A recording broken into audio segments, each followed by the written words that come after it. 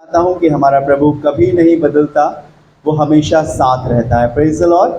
कल रात में लगभग 2:30 बजे एक सांप घर में आ गया और जहरीला था। करीब स्वीटी उठी रात में और मुझे उठाया, सांप आ गया और मैं उठा और मैंने उसे ढूंढा और डंडे से उसे मार दिया और वो मर गया और रात में ही फेंक दिया। Praise the Lord. ये एक प्रोसेस है जो बाइबल में लिखा है, लेकिन आगे ये भी लिखा है कि वो तेरी एड़ी को डसेगा और तू उसके सिर को कुचलेगा। वो एड़ी को नहीं डस पाएगा, हम उसके सिर को कुचलेंगे। Praise the Lord. ये प्रभु की आशीष है, प्रभु की बरकतें हैं। एक बहुत छोटी सी बात जो बहुत अहमियत रखती है हमारे जीवन में, जो अभी आप स्क्रीन में थंबनेल में देख रहे थे, आस्क एंड रिसीव, मांगना और प्राप्त करना। हम सब की सोबत है, हम सब की आदत है और हम सब मांगते हैं और लेते भी हैं, ठीक है ना।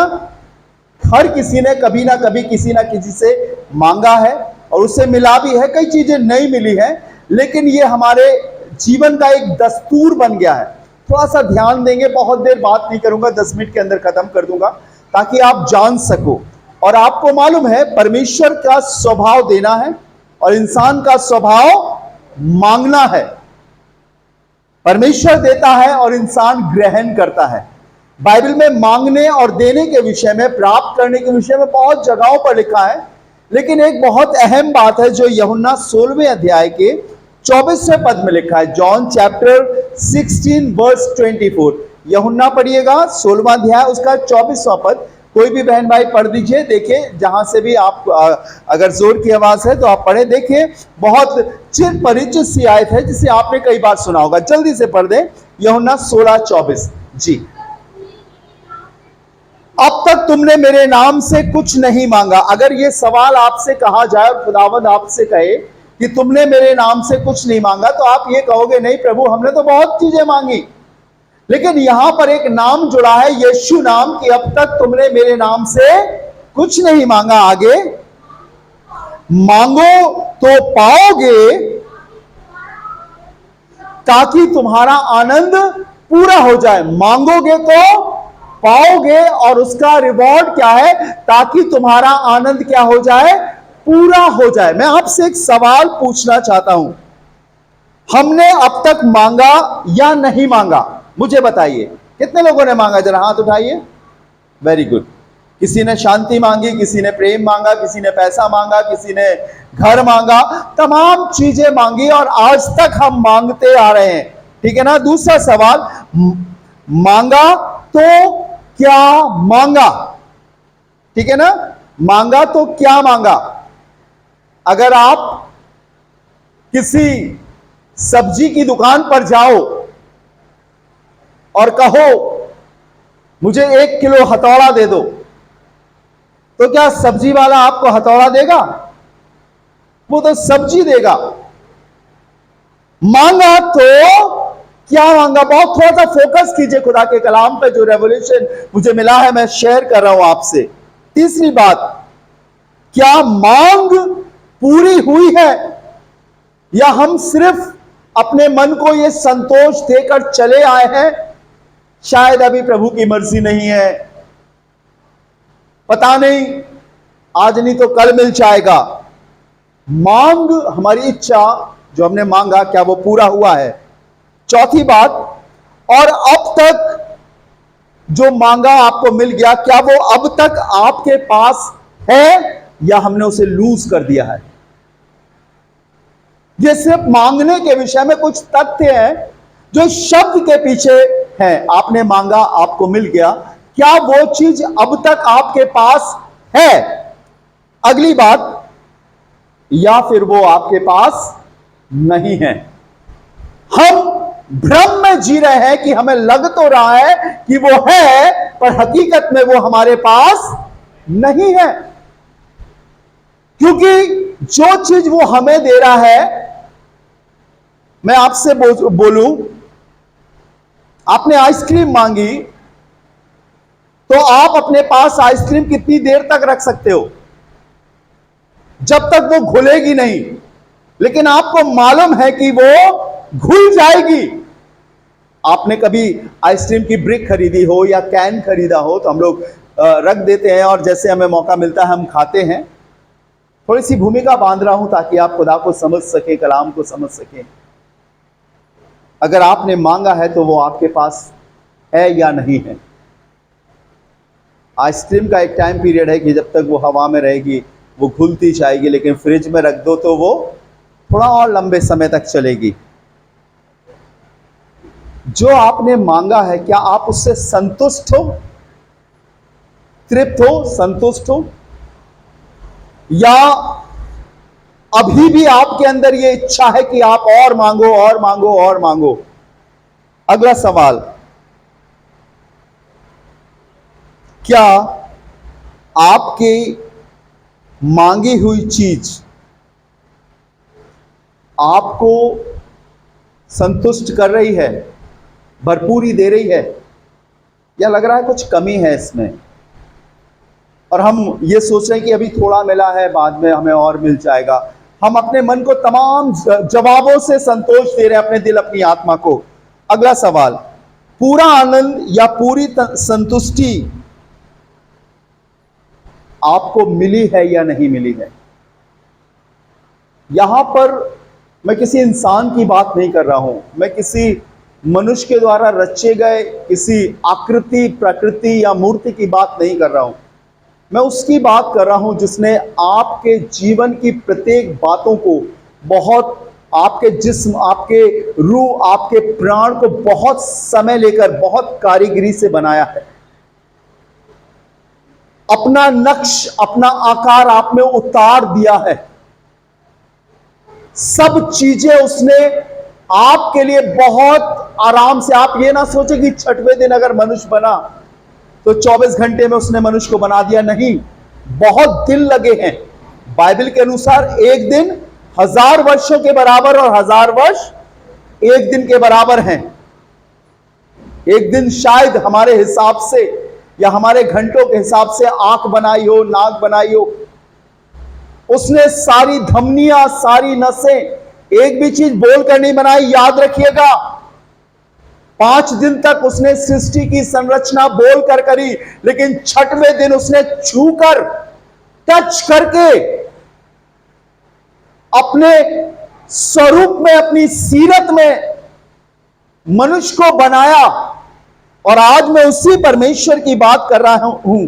क्या आपको मालूम है किससे आप क्या मांग रहे हो?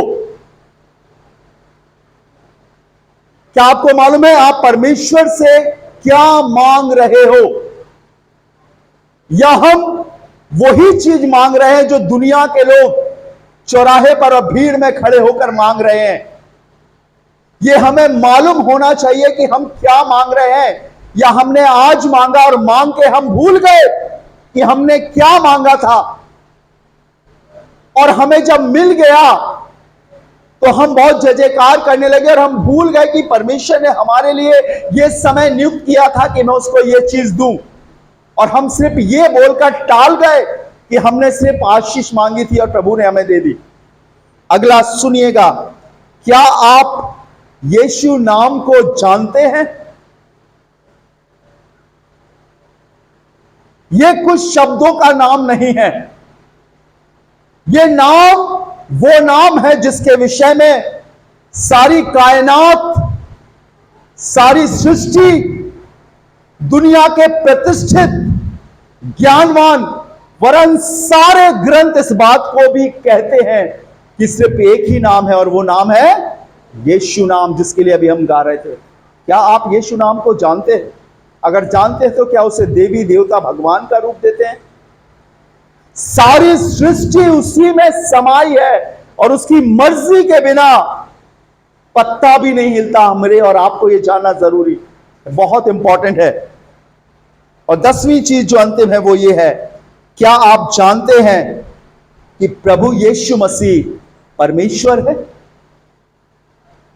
फिलिपुस ने उससे कहा, हमें पिता को दिखा। तब यीशु ने कहा, मैं इतने दिन तुम्हारे बीच में रहा, क्या तुमने मुझे नहीं देखा? जिसने मुझे देखा उसने मेरे भेजने वाले को देखा। अब तक तुमने मेरे नाम से कुछ नहीं मांगा, मांगोगे तो पाओगे, ताकि तुम्हारा आनंद पूरा हो जाए। एक ऐसा सेटिस्फैक्शन, एक ऐसा आनंद जिसके बाद आपको मांगने की कभी कोई जरूरत नहीं पड़ेगी। वो चीज प्रभु देना चाहता है, एक संतुष्टि वाला जीवन। और वो चीज जिस चीज में समावित होती है, हम कभी उधर तक नहीं जाते। हमारा मन, हमारा ध्यान अक्सर उन चीजों की ओर जाता है जो शरीर को तृप्ति देती है, लेकिन उस ओर नहीं जाता जो हमारी आत्मा को तृप्ति दे। और अगर आपकी आत्मा तृप्त हो गई, संतुष्ट हो गई, तो मैं आपको बताऊं, आपका शरीर भी संतुष्ट हो जाएगा। लिखा है, आत्मा से शरीर की क्रियाओं को मारो, उसे वश में करो।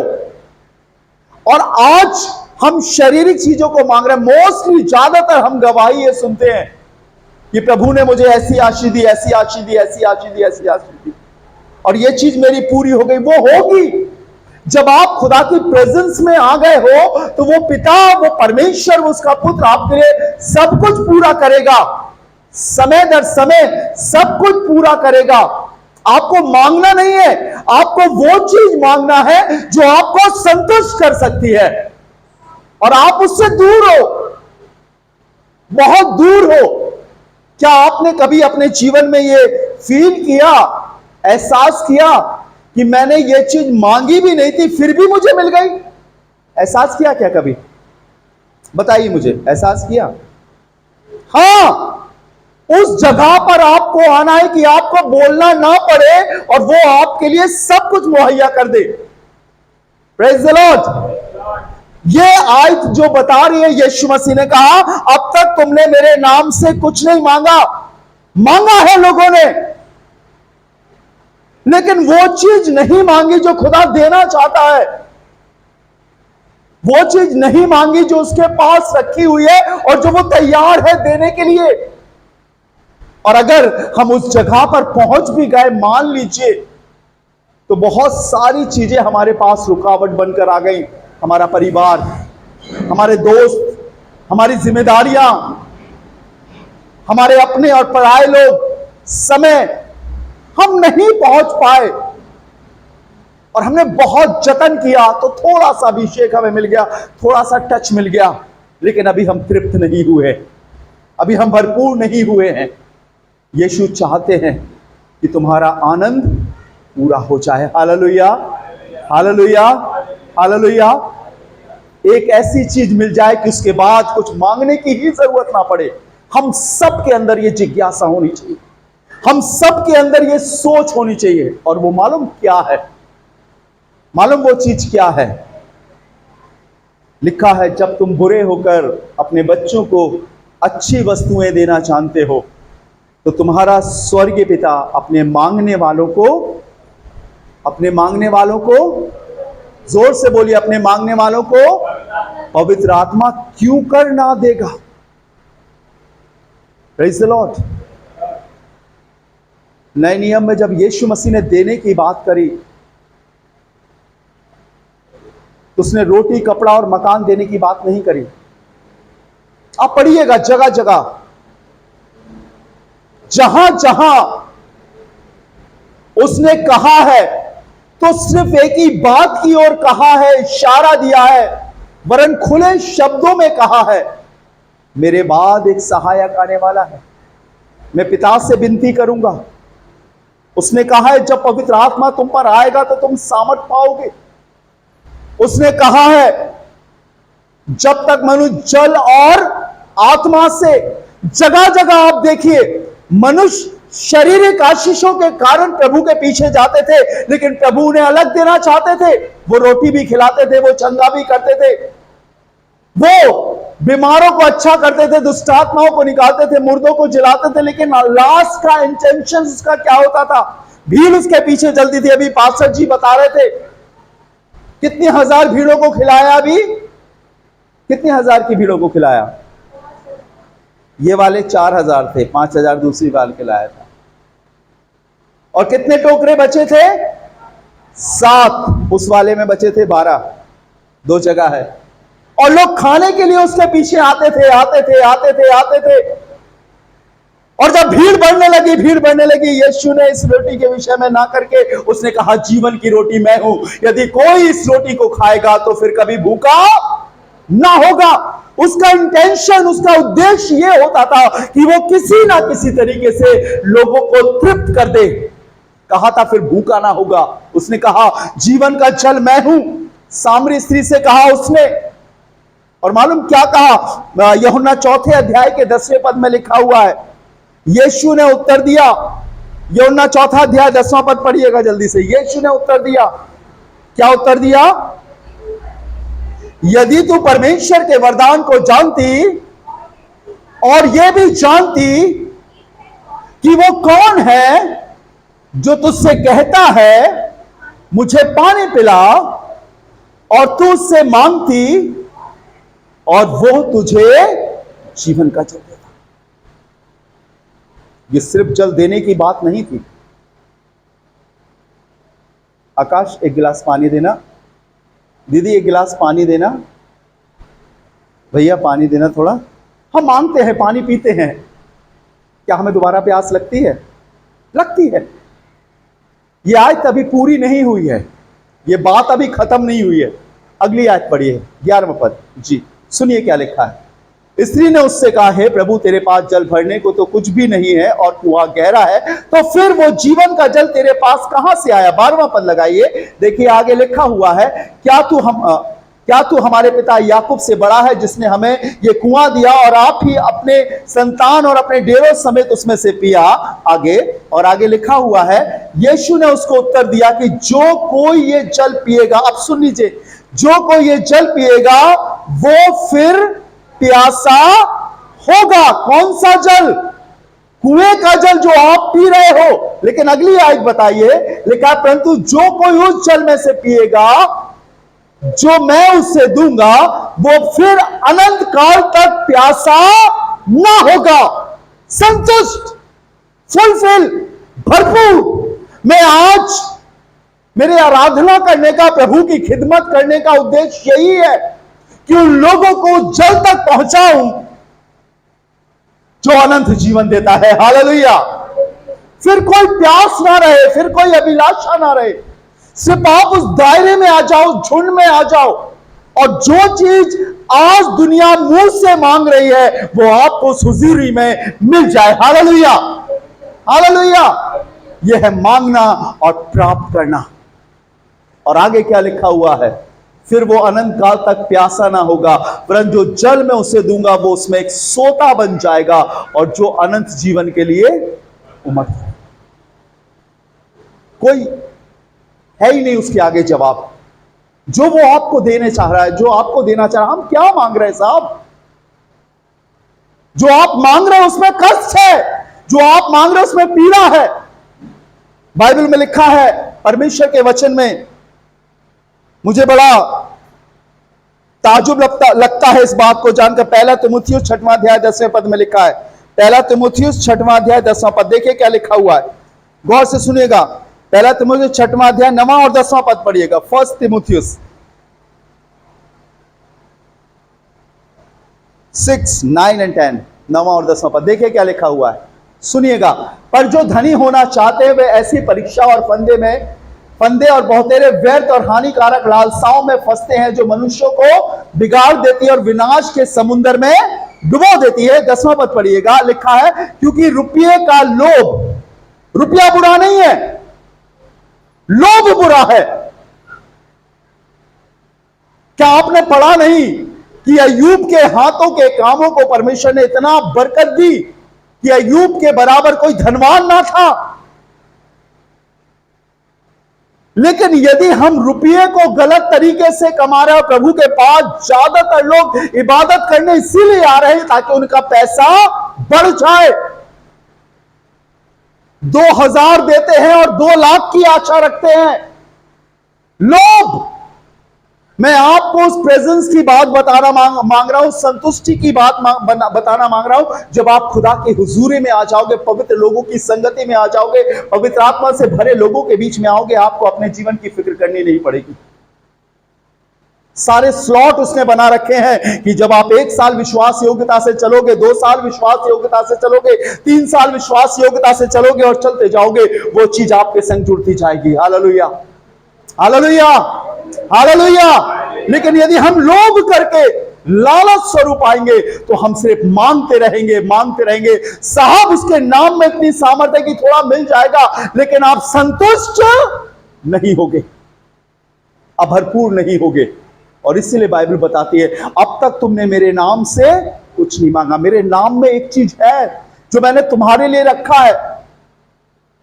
तुमने खुदा खुदा और प्रभु प्रभु करके अपने लिए बहुत चीजें मांगी हैं, लेकिन मेरे नाम के पीछे एक चीज छिपी है और लिखा है, मैं पिता से विनती करूंगा, वो तुम्हें देगा। हालेलुया, समझ रहे हैं ना आप, जान रहे हैं ना आप। आओ उसकी हुजूरी में, कुछ नहीं मांगना पड़ेगा, अपने आप चंगे हो जाओगे। साहब बीमारी वहां जाएगी गेट के बाहर, और वो शिफा आपके संग जीवन भर बनी रहेगी। ऐसा नहीं कि आप दरवाजे के बाहर निकलो तो दुष्ट आत्मा फिर चिपक जाएगी, कभी नहीं छुएगी आपको। आपकी हुजूरी में लिखा है, मैं अपने फरिश्तों को तुम्हारे निमित्त आज्ञा दूंगा कि वो तुम्हारी रक्षा करेंगे, ना तो दिन को धूप से और ना रात को चांदनी से। सांप आ गया, मौसम था, उठे, डंडा उठाया और मार दिया, खत्म बात। ये थोड़े है सांप आ गया था, सांप आ गया था, सांप। भाई साहब, मेरे खुदा ने लिखा है बाइबल में कि तू उसके सिर को खुचलेगा, वो आएगा और मैं मारूंगा। हालेलुया। ये गरीबी, ये फाका कशी, ये दुनिया की चीजें आपके लिए नहीं है, ये दुनिया के लोगों के लिए है, ताकि आप खड़े हो, कलीसिया खड़ी हो और गवाही दे कि मेरे खुदा की हुजूरी में मुझे सब कुछ मिलता है। हालेलुया। दौलत की कमी देखकर मत कहो कि खुदा चला गया, नहीं, खुदा वही है। जब आपको भूख लगेगी वो इंतजाम करेगा। हालेलुया। जब आपको प्यास लगेगी वो इंतजाम करेगा। ये तो सांसारिक चीजें हैं, लेकिन सबसे बड़ी संतुष्टि ये है कि आप उसकी पवित्र आत्मा से परिपूर्ण हो जाओ, ताकि तुम्हारा आनंद पूरा हो जाए। मत घबराओ, मत निर्बल हो, मत निराश हो। ये सब चीजें चलती रहेंगी जब तक यीशु नहीं आएगा। खुदा की प्रेजेंस को मत छोड़ो। बहुत बदनसीब हैं वो लोग जो आराधना के दिन अपने घरों में, अपनी शादियों में, अपने तमाम चीजों में रहते हैं, लेकिन बहुत सौभाग्यशाली है वो लोग जो खुदा की हुजूरी में रहते हैं। Praise the Lord. खुदा के पास रहते हैं। अपने बेटों से कहो, अपनी बेटियों से कहो, अपने हस्बैंड से कहो, अपने लोगों से कहो, इस काम को बंद करो, चलो खुदा के घर। तुम्हें भटकना नहीं पड़ेगा। जब तुम उसकी प्रेजेंस में आओगे, खुदा आपके लिए रास्ते खोलेगा। हालेलुया। जब आदम हवा ने पाप कर लिया, गुनाह कर लिया, और परमेश्वर ने उस अदन की वाटिका में नंगी तलवार लेकर फरिश्तों को खड़ा कर दिया कि अब ये दोबारा इसमें ना घुसे, मुझे बताओ, क्या खुदा ने आदम हवा को छोड़ दिया? नहीं, उसने तब भी नहीं छोड़ा। बाइबल में लिखा है, उन्हें चमड़े के वस्त्र पहनाए, उन्हें आशीष दी। हमारी सोच, हमारे पाप का ठहराव हमें यीशु से, खुदा की हुजूरी से दूर करता है। लेकिन मैं आपको बताऊं, वो खुदा है, उसे मालूम है आपके लिए, वो इंतजार कर रहा है। पाप को दूर करो और आ जाओ मेरे बेटे और मेरी बेटी मेरी हुजूरी में। अगर आदम ने पाप किया था तो अब्राहम के जीन्स में भी पाप आ गया था। आ गया था कि नहीं आ गया था? आ गया था। लेकिन अब्राहम के लिए क्यों किया? क्यों कहा गया कि पृथ्वी के सारे कुल तेरे द्वारा आशीष पाएंगे? क्यों? वो श्राप अब्राहम तक आते आते खुदा ने खत्म कर दिया था। Hallelujah, hallelujah. और वो इसलिए ताकि मैं और आप जो अन्य जाति से प्रभु के पास आए हैं, हमारा पिता इब्राहिम विश्वासियों का पिता कहलाने वाला हो सके। उसकी आशीष है, उसकी प्रतिज्ञा जो उसने की है, वो मेरे और आप पर भी लागू हो सके। हालेलुया। सो उसकी प्रेजेंस में आइए। थोड़ा नुकसान हो जान दीजिए। प्रभु के पास आपका नुकसान भरने के लिए बहुत संपत्ति है, बहुत चीजें हैं। थोड़ा सा भूखे रह जाइए, चाय मत पीजिए, नाश्ता मत कीजिए। खुदा की आराधना के दिन की तैयारी पहले से कीजिए, लेट मत होइए। बाइबल में लिखा है, जो खुदा का काम आलस से करता है वो श्रापित है। यिर्मयाह नबी की किताब में लिखा है, अपने आप को फुर्तीला बनाइए परमेश्वर के प्रति। एक ललक, एक अभिलाषा रखिए कि प्रभु के घर में जाऊंगा, मैं उस भीड़ में शामिल हो जाऊंगा, उस प्रभाव में, उस आत्मा के प्रभाव में शामिल हो जाऊंगा। आपके अपने आप सारे काम होने लगेंगे। आप सिर्फ खुदा की हुजूरी को ग्रहण करते जाइए, आते जाइए, आते जाइए, आते जाइए। प्रभु आपके जीवन में काम करेगा। हालेलुया। प्रभु आपके अंदर से सामर्थ को प्रकट करना शुरू कर देगा। जब 40 दिन और 40 रात मूसा सीने नाम पर्वत पर परमेश्वर के सामने उस जलती हुई झाड़ी के बीच में था, तो मैं आपको बताना चाहता हूं, बाइबल बताती है उसके चेहरे से वो किरणें निकल रही थी, वो प्रभाव, वो प्रकाश निकल रहा था। जब आप खुदा की हुजूरी को समझने लगोगे, दुश्मन, बैरी छू भी नहीं पाएगा आपको। आप जाओगे और वो भागेगा, आप जाओगे और वो भागेगा। हालेलुया। अब तक तुमने मेरे नाम से कुछ नहीं मांगा, मांगोगे तो पाओगे, ताकि तुम्हारा आनंद पूरा हो जाए। अब उससे मत मांगना ज़्यादा, उससे एक ही चीज़ मांगना, खुदा तेरी हुजूरी चाहिए, खुदा तेरी उपस्थिति चाहिए, मैं तेरे संग जीना चाहता हूँ। हालेलुया। गुस्सा आए थोड़ी देर करना, सुबह करना, शाम को भूल जाना। थोड़ा सा लगे कि ये ठीक नहीं है, थोड़ी देर के बाद सोचना, क्या यीशु तू यहाँ पर होता तो क्या कहता, इसको किनारे कर देना, बड़ा मजा आएगा। धीरे धीरे धीरे धीरे धीरे धीरे आप उसके वचन के मार्ग पर चलने लगोगे। धीरे धीरे आपके अंदर पवित्रता आने लगेगी। धीरे धीरे आप संतुष्ट होने लगोगे और दुनिया की बातें आपको बिल्कुल फानी लगेंगी, हवाई लगेंगी कि अरे ये बेकार है, और प्रभु आपको अपनी सामर्थ्य से भरेगा। Hallelujah, hallelujah. आइए अपनी आंखों को बंद करें, दुआ करें। प्यारे खुदावंद, हम आपका शुक्र करते हैं इस अच्छे समय के लिए। सुनने वालों को बरकत दे, सिखा और बता, और हमारे जीवन में ये बात डाल कि हमारे लिए आपकी उपस्थिति कितनी ज़रूरी है। आप आसमान से ज़मीन पर, मूसा के तंबू में, दाऊद के तंबू में, यरूशलेम भवन में, बैतसदा के औसारे में, वरन शारीरिक रूप में यीशु के साथ, और आज पवित्र आत्मा की सामर्थ में आप हमारे संग डेरा करना चाहते हैं। तूने तो हमारी देह को अपना घर तक बनाने के लिए कह दिया। अब हम चाहते हैं आप हम में आए और बसें और चले फिरे। तेरे लोगों को बरकत दे। सारा आदर महिमा आपको देते हैं, खुदावन यीशु मसीह के नाम से मांगते हैं, आमीन, आमीन।